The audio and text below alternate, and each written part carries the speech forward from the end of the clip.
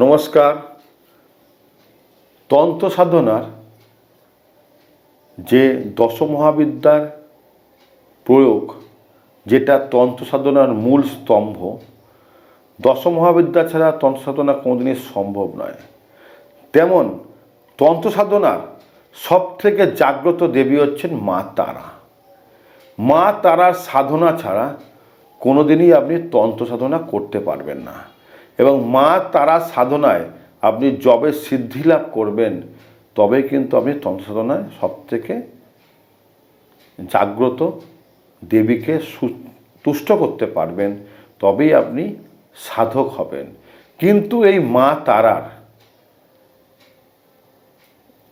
রক্ত তারার সাধনা বা লাল তারার সাধনা আপনাকে এমন এক পর্যায়ে নিয়ে যাবে যেখানে আপনার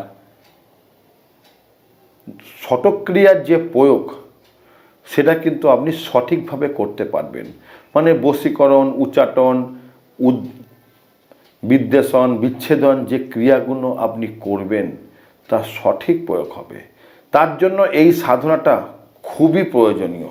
দেবী কুরুকুল্লা বা রক্ত তারা তন্ত্র সাধনার এমন এক অধ্যায়, এই অধ্যায় যতক্ষণ আপনি অতিক্রম করতে না পারবেন ততক্ষণ কিন্তু আপনি ষটকর্ম ক্রিয়ায় মোটেই পারদর্শী হতে পারবেন না। দেবী কুরুকুল্লার সাধনা শুধুমাত্র বজ্রযানী বৌদ্ধ ধর্মে সীমাবদ্ধ থাকেনি। এটি হিমাচলের সৌদ্ধ কৌলতন্ত্রেও দেবীর সাধনার এর প্রয়োগ এবং উল্লেখ আছে। তিনি কালী, তারা এবং ত্রিপুরা সুন্দরীর সমন্বয়। জানবেন তন্ত্র সাধনায় এই প্রধান তিন দেবীর সাধনাকে একসঙ্গে অতিক্রম করাকেই বলা হয় রক্ততারা সাধনা। দেবী কুরুকুল্লাকে শুধুমাত্র ডাকিনী শক্তি রূপেই উপাসনা করতে পারবেন। বাস্তবে দেবী শুধু ডাকিনী নন, তিনি সিদ্ধ পরম্পরা অনুযায়ী মা পার্বতীর শরীর থেকে কুরুকুল্লা রূপে প্রকট হন স্বয়ং মা ভগবতী। তাই সিদ্ধ পরম্পরা কুলে দেবী হলেন দেবী কুরুকুল্লা। মা কুরুকুল্লাকে রক্ত তারাও বলা হয়। মহাচীন তারা থেকেই তার উদ্ভব। এছাড়া দেবী কুরুকুল্লাকে ডাকিনী কুলের শিরোমণিও বলা হয়। ডাকিনী সেই স্বতন্ত্র শক্তি যিনি তার নিজের নিয়মের দ্বারা সঞ্চালিত হন, অর্থাৎ সমাজের কোনো নিয়মের ধার ধারেন না ডাকিনী শক্তি। সিদ্ধ ধর্ম অনুযায়ী বা সিদ্ধতন্ত্র অনুসারে দেবী কুরুকুল্লা ডাকিনী কুলের কুলেশ্বরী। অতীতে বিশেষ কোনো কারণে সমস্ত ডাকিনী শক্তি দেবদেশে উপস্থিত হন। মহা হিমালয়ের আদি নাম ছিল দেবদেশ। দেবী কুরুকুল্লা ডাকিনী কুলের রক্ষাকর্ত্রী দেবী রূপে তাদের কৃপা করেন। ডাকিনী কুলের দুই প্রাচীন পীঠ হল লঘু উদ্যান পীঠ আর মহা উদ্যান পীঠ।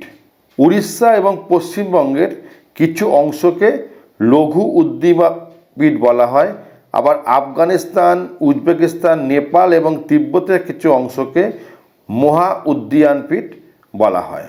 তন্ত্রশাস্ত্র মতে দেবী কালীর প্রকাশ কালী সহস্র নাম স্তবে দেবীর কুরুকুল্লা, কুল্লা এবং কুকুল্লা কুলকামাদা নামেও পরিচিত। এই চার নামে তিনি পরিচিত আছেন। ভৈরব তন্ত্রেতে এনার উল্লেখ আছে। শ্রী মহাকালী তন্ত্রে 5টি নিম্নমুখী ত্রিভুজ রয়েছে, যা মহাকালীর 5টি শক্ত অধিষ্ঠাতের প্রতিনিধিত্ব করেন। প্রথম অধিষ্ঠানে আছেন কালী, কাপালিনী ও কুল্লা।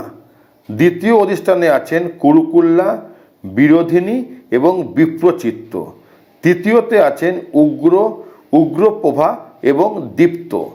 চতুর্থীতে আছেন নীলা, গণী ও বলাকা। পঞ্চমটিতে আছেন মাতৃ, মুদ্রা ও মিতা। কালীর অন্তর্নিহিত শক্তি এইভাবে এই 5টি স্তরে আশ্রয় পায়। কুরুকুল্লা কার্যত স্বয়ং কালীরই অংশ। এই কালীর 15টি নিত্য দেবীদের মধ্যে অন্যতমা হলেন কুরুকুল্লা। কুরু আর কুল্লা এই দুটি শব্দ নিয়েই কুরুকুল্লা। কুরু অর্থের অর্থ নির্মাণ আর বিনাশিনী শক্তি। কুল্লা শব্দের অর্থ হল জ্ঞান ও পরম্পরা। সমস্ত কুলের যিনি অধিষ্ঠাত্রী তিনিই মা কুরুকুল্লা।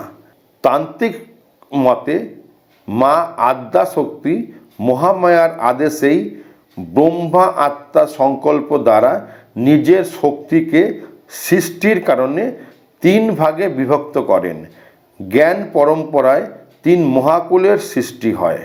1 সৃষ্টিকুল, 2 নম্বর স্থিতিকুল, 3 নম্বর সংহারকুল।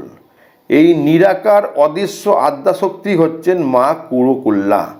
দেবী কুরুকুল্লার নিরাকার স্বরূপে প্রথম 3 কুলের রচনা করেন দেবী সুকুল্লা, দেবী কুরুকুল্লা ও দেবী বিকুল্লা। এই 3 কুল ছিল মূল দেবীর। দেবীর সুকল্লা হলেন তিনি সাত্ত্বিক দেবী। দেবী কুরুকুল্লা হচ্ছেন তিনি রাজসিক দেবী। আর দেবী বিকুল্লা হচ্ছেন তিনি তামসিক দেবী। এই রূপ তার 3 ভৈরব তথা স্বাচ্ছন্দ্য ভৈরব, মুক্ত ভৈরব এবং স্বাতন্ত্র ভৈরব সবই কিন্তু মহাদেবের নিজস্ব স্বরূপ। দেবী সুকল্যার ভৈরব হলেন ভগবান শিব, মুক্ত ভৈরব। দেবী কুরুকুল্লার ভৈরব রূপে সশস্ত্র ভৈরব। আর দেবীর বিকুল্লার ভৈরব রূপ হচ্ছে স্বচ্ছন্দ ভৈরব। দেবী কুরুকুল্লার রাজস্ব পন্থা অর্থাৎ মাধ্যম মার্গ সাদাই রাজসিক তত্ত্বকে গ্রহণ করার প্রেরণা দেয়। যেমন উত্তম বস্ত্র পরিধান, উত্তম শৃঙ্গার, উত্তম শব্দচয়ন, উত্তম জীবনের দিকে এগিয়ে যেতে প্রেরণা দেন সাধককে। দেবীর 2 অদ্ভুত বিদ্যা আছে, মোহিনী বিদ্যা আর বিরহিণী বিদ্যা।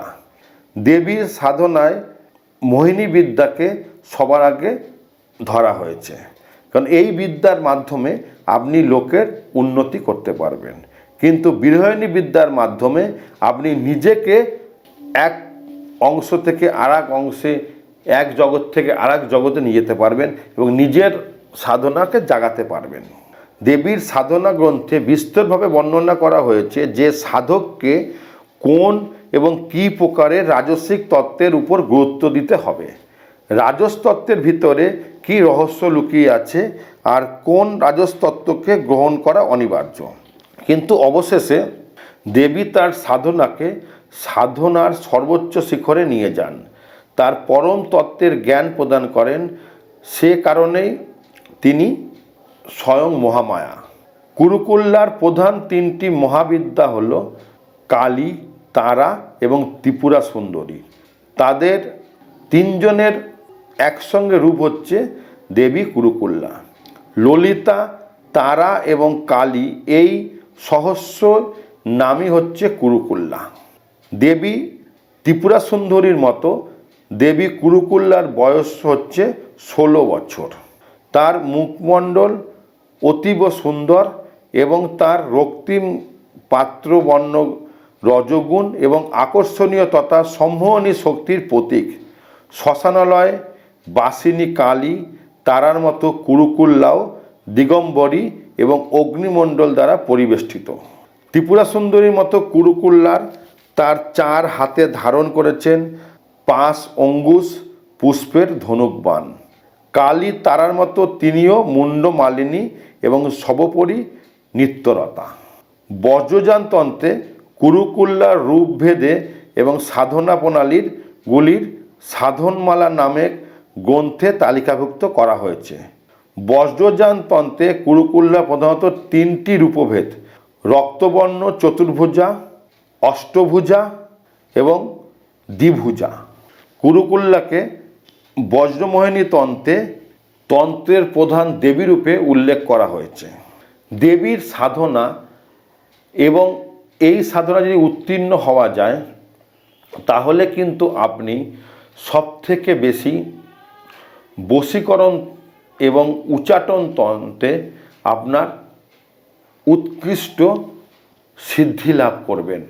এবং এই সিদ্ধি লাভের পর যখন আপনার এই প্রয়োগগুলো আপনি করবেন এবং সেই প্রয়োগ আপনাকে সঠিকভাবে তার কাজকে নিয়ন্ত্রণ করতে পারবে। এই বিষয়ে যদি কিছু আরও জানতে চান সরাসরি আমাকে ফোন করে নেবেন। যদি ভিডিওটা ভালো লাগে অবশ্যই লাইক করবেন এবং জয় মা কমেন্ট লিখবেন। ভালো থাকবেন। জয় মা তারা।